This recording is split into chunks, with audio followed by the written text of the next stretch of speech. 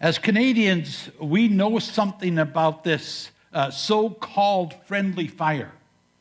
You probably remember that in April of 2002, an American F-16 fighter dropped a bomb near Kandahar and killed 4 Canadians and injured a number of others. And then in 2006, 2 U.S. warplanes fired on NATO forces in southern Afghanistan, killed 1 Canadian soldier and injured 30 others.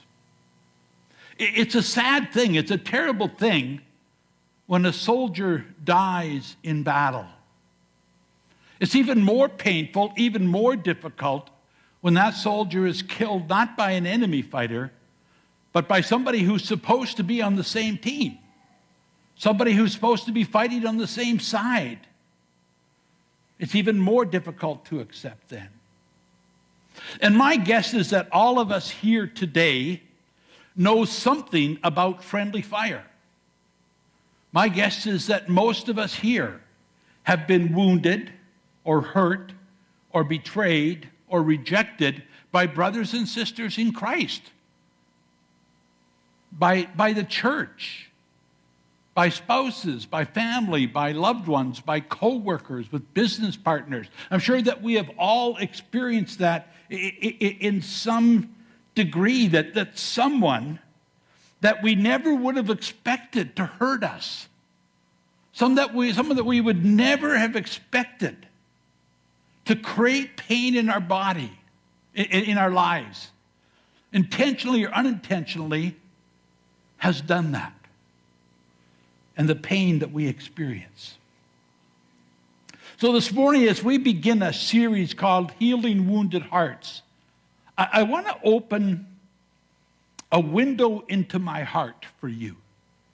I want to open myself to one of the most difficult, painful times that I have ever experienced in my life, in my family's life, and in my life. And I'm going to be very open and transparent with you. And some of you may feel I'm going to be too much so. And I hope that I'm not going to offend. Because I want us to be able to look at those times in our life when we've experienced that friendly fire. When people that we loved, again, could be intentionally or unintentionally, hurt us. People that we have worshiped with for years who choose to go a different direction and leave our church. People that were close friends, perhaps that we fellowship with, we camped with, those types of things. And so for me, it began in the late 90s. The church that I served in Regina had been there for 8 years. And the last 2 years that I was there, God was doing remarkable things among us. In those 2 years, we brought more people to Christ than in the previous 8 years added together.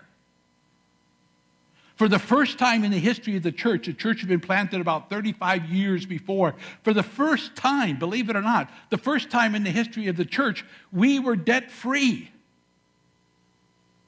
We had a building program, and we said, wouldn't it be wonderful if we could bring $50,000 into our building program this year? We brought in 120. We had a prayer ministry that was so vibrant and so exciting that I was invited to write 2 articles for Christian magazines to describe what God was doing in prayer in our church. Now, when I tell you all of that, you would think that the church must have been overjoyed about what was happening. They must have been pumped to see God work that way. And the reality is, most of them were. But there were also a few families, about 5 families in the church, who decided it was time for me to go. That I was not the leader to lead that church any longer. My time was passed. And they made it their mission, and I'm not exaggerating when I use that word, they made it their mission to get rid of me.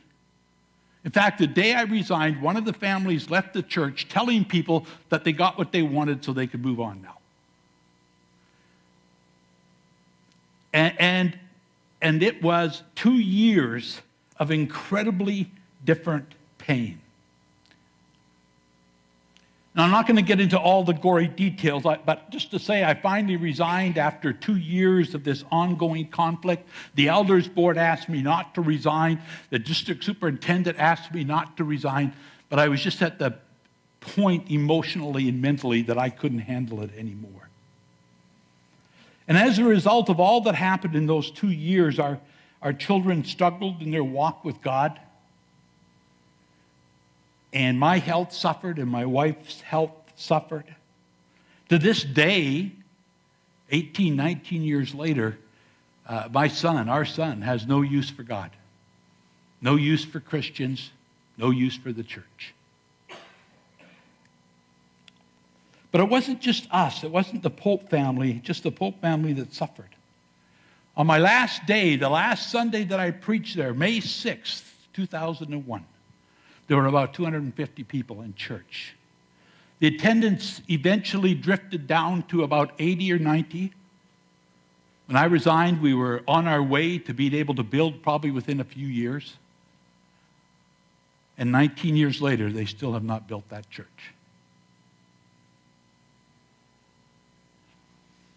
And this is the pain of friendly fire that I think most of us have experienced. Not necessarily that you have to resign from a church, but we've experienced it.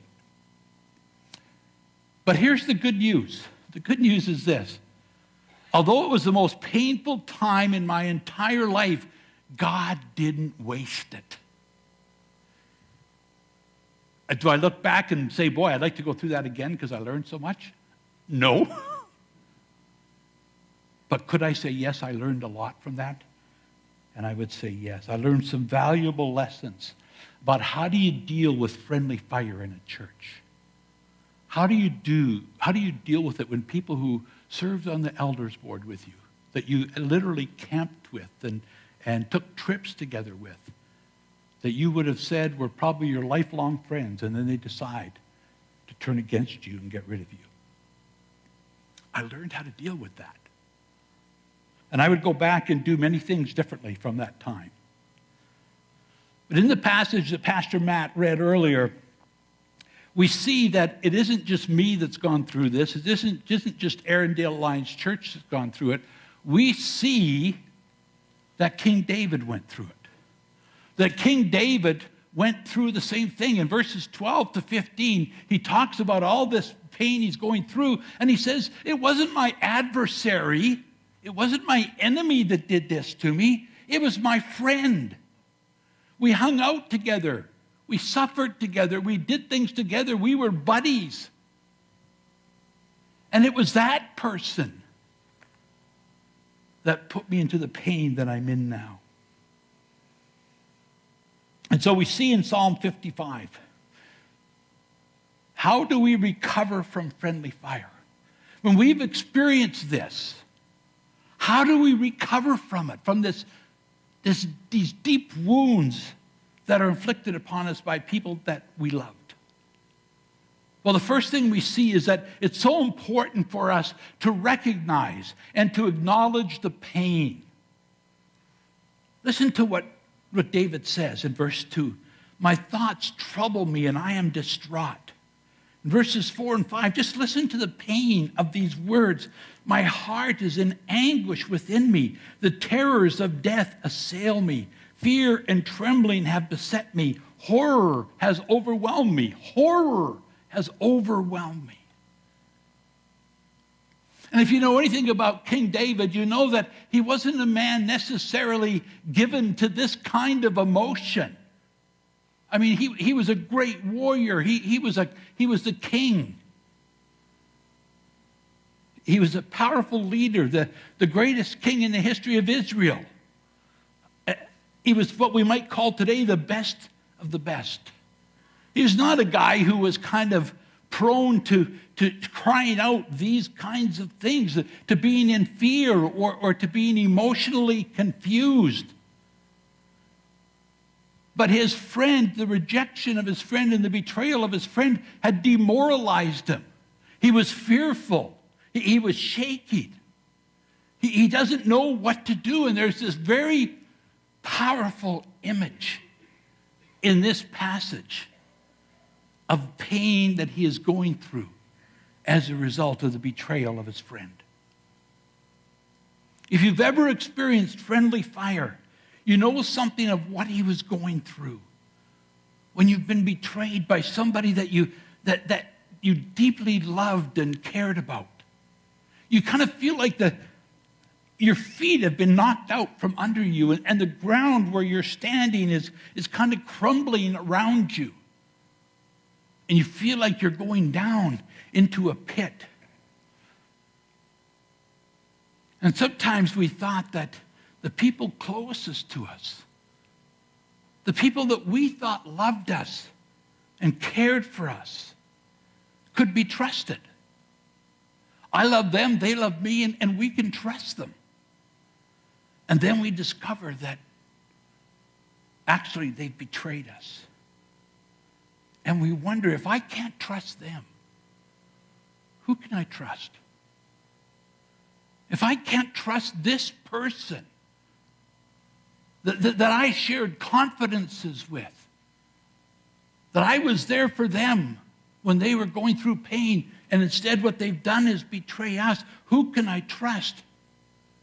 How do I know that if I don't risk again, if I were to take a risk again with another friend, how do I know that they wouldn't do the same thing? How do I know that they wouldn't betray me?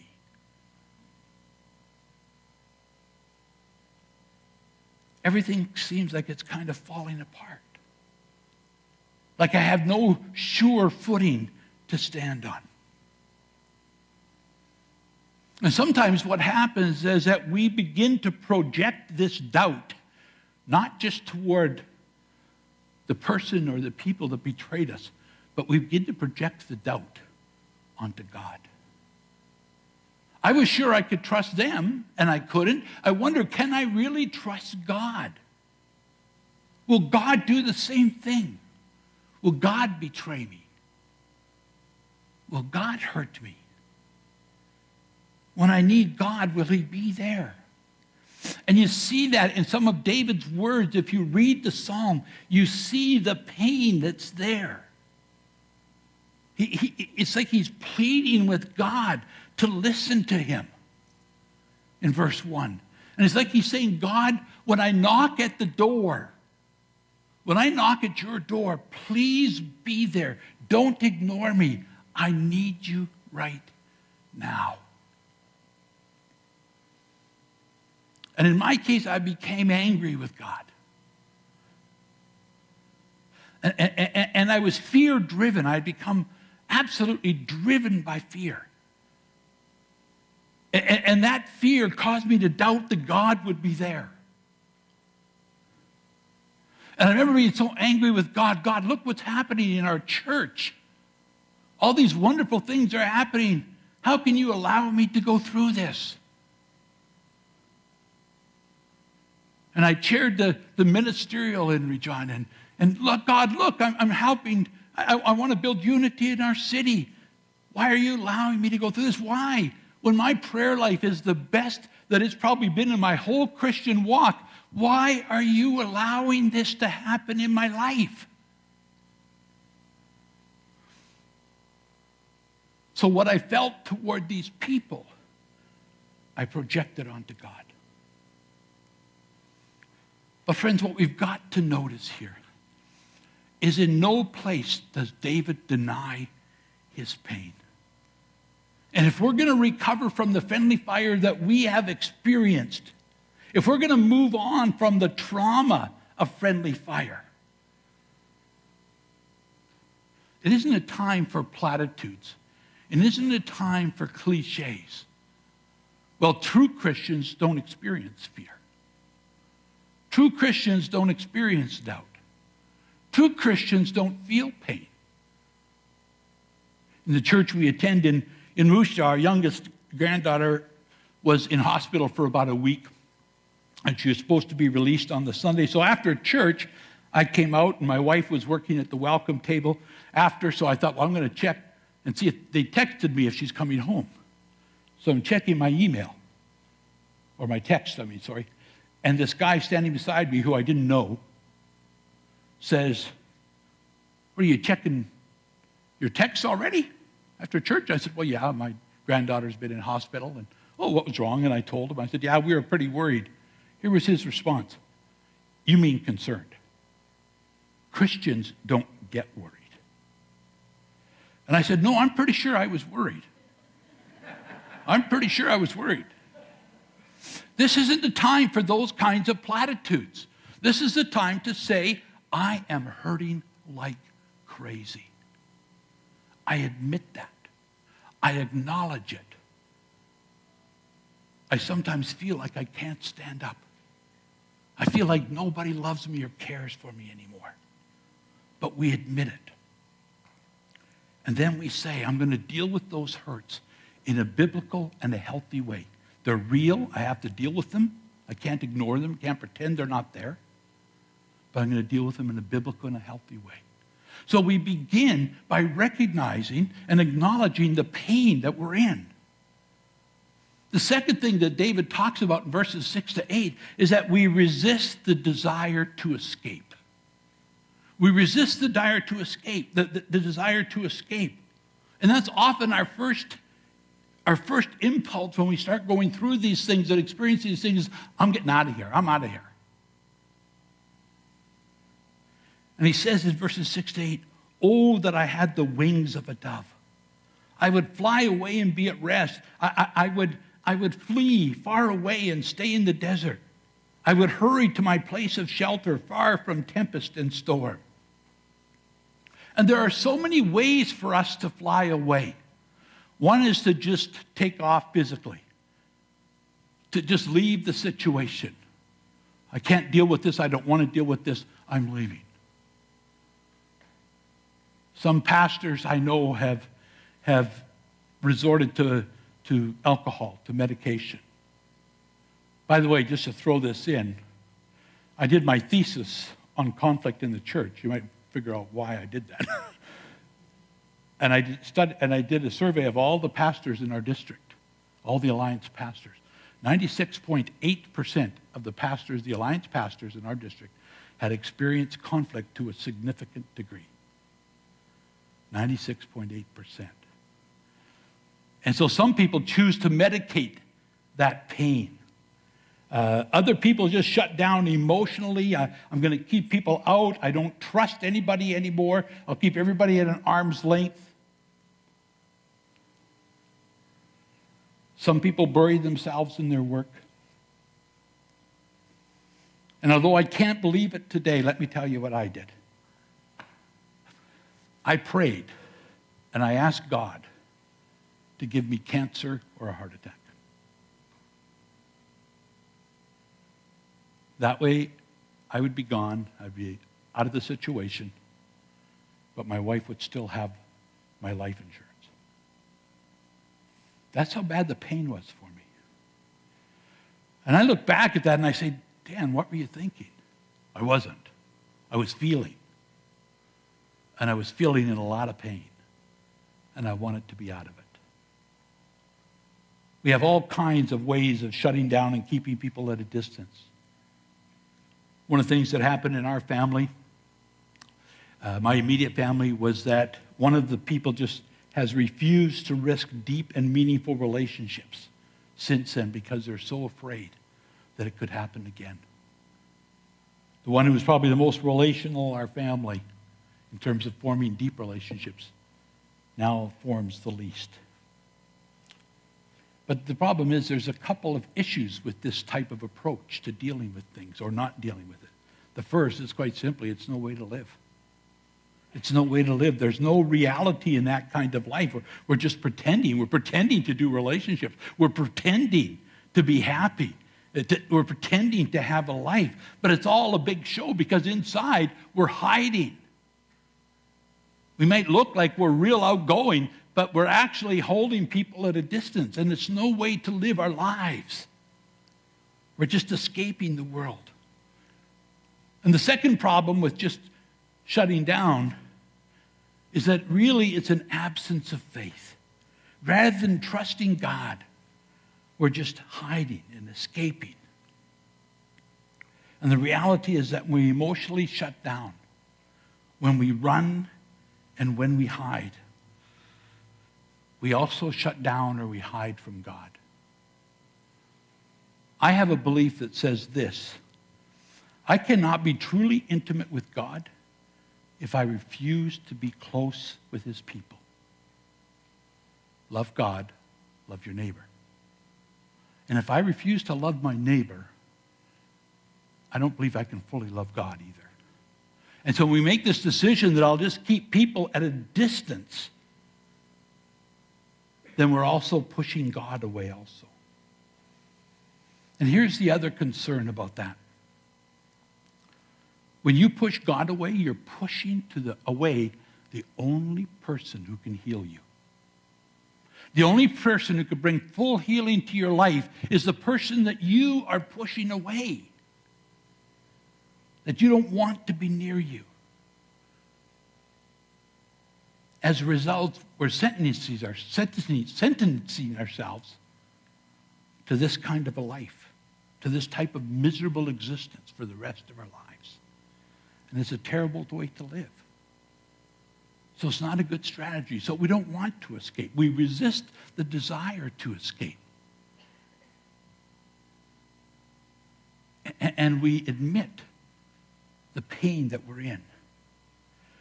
And then the other thing that David said that was so key for me to realize is to realize that we still have a ministry.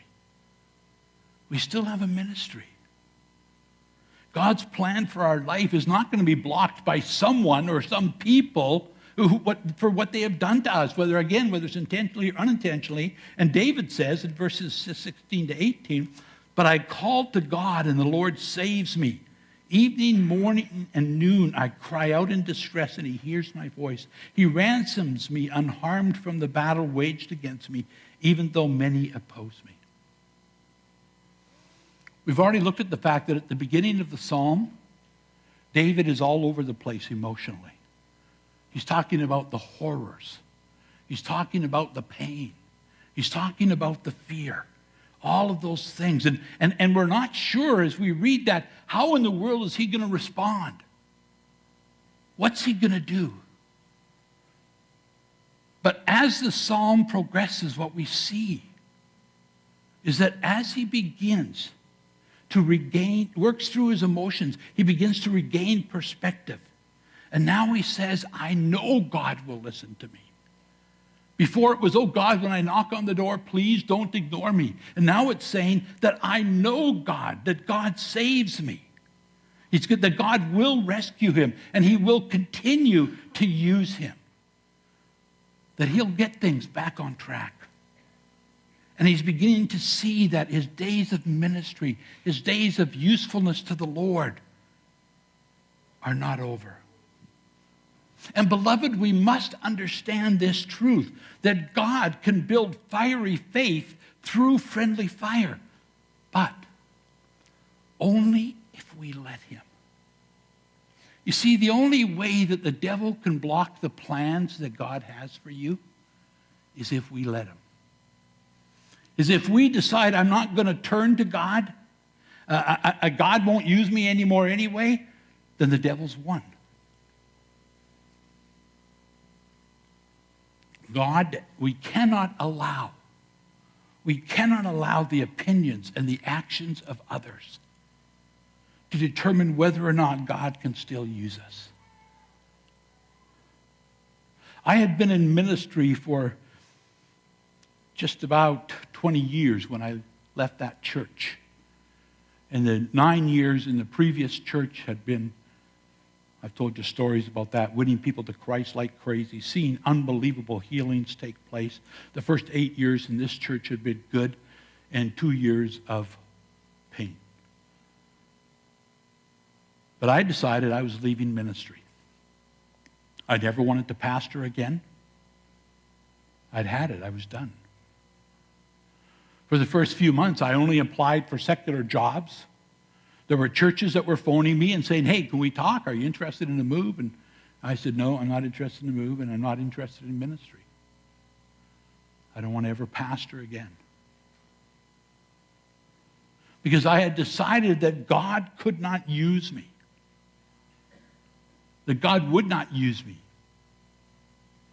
Because I never knew what I did. I met with there was 5 families. One of them always refused to meet with me. The other 4 I met with between 2 and 7 times.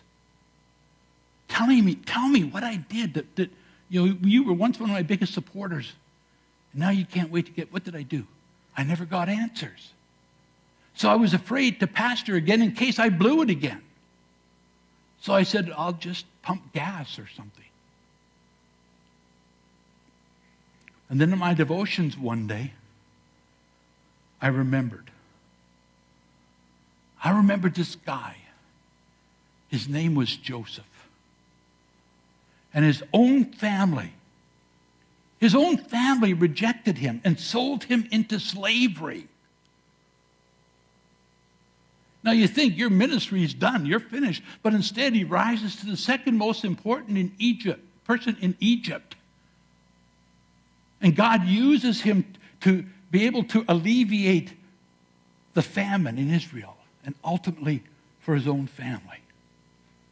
And I thought, hey, he didn't lose his ministry. And then I thought of another guy. His name was Samson. And he was betrayed by the love of his life, Delilah. And you would think he's done. But instead, in the end, he persevered and he still won the victory. And they were unable to rob him of his ministry and what God had for him.